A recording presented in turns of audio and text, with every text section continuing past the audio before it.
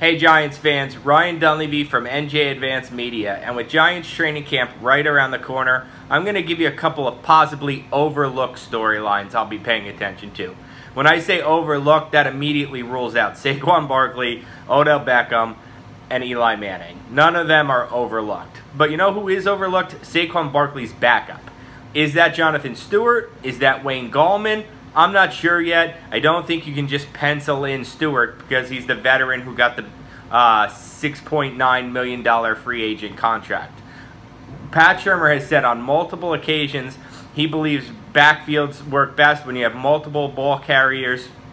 You need two guys in today's NFL, which made it all the more curious when the Giants picked a guy like Saquon Barkley, who's in the Le'Veon Bell mold of 350 to 400 touches when you count receptions and carries together. So who is second on the Giants in carries? I think we'll figure that out this preseason, and I don't think you can sleep on Wayne Gallman. So I think adding figuring out which one of those guys joins this explosive offense of Barkley, Beckham, Ingram, and Shepard, which one of those guys joins the cast to give Barkley a breather here and there is important. I don't think that the Giants will have a specific third down or short yardage back. I think it'll be Barkley in those spots with somebody spelling him. We just don't know who.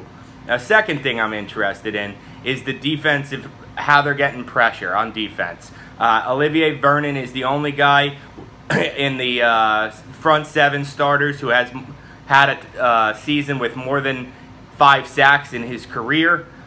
He has 44 sacks in his career. The rest of the projected starters in the defensive front seven have 16.5 total in their careers.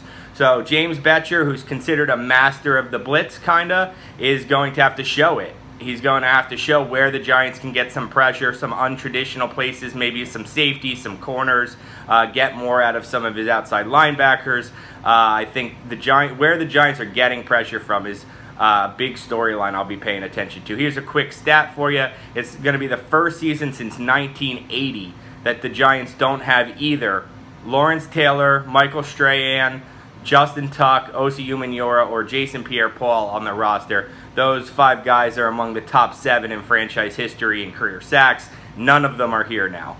And then the third thing is the flip side of that, how the Giants' offensive line holds up. Not just in preseason games, but also in practice. They're going to be able to finally have some contact after OTAs and minicamp, where you really can't tell much about an offensive line because the contact's limited. So now you put the pads on, hit each other, see what it's like in those trenches. How did this Giants offensive line gel? Because I think everybody assumes it's going to be better with Eric Flowers at right tackle and Nate Solder an upgrade at left tackle and Hernandez at guard. But the Giants lost some pretty good players.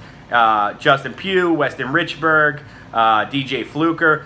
People forget at the end of the season, none of those guys are playing. So is this offensive line a huge upgrade from the line at the end of last season? Yes. Is it a huge upgrade from the line the Giants thought they had before they were injured? Well, that's what we're going to find out. I don't know if chemistry can come together that quickly on the offensive line, but we're going to find out as soon as next week when training camp starts. So I'll be paying attention to all the normal storylines plus those 3. Keep it locked to NJ.com/Giants for all our coverage.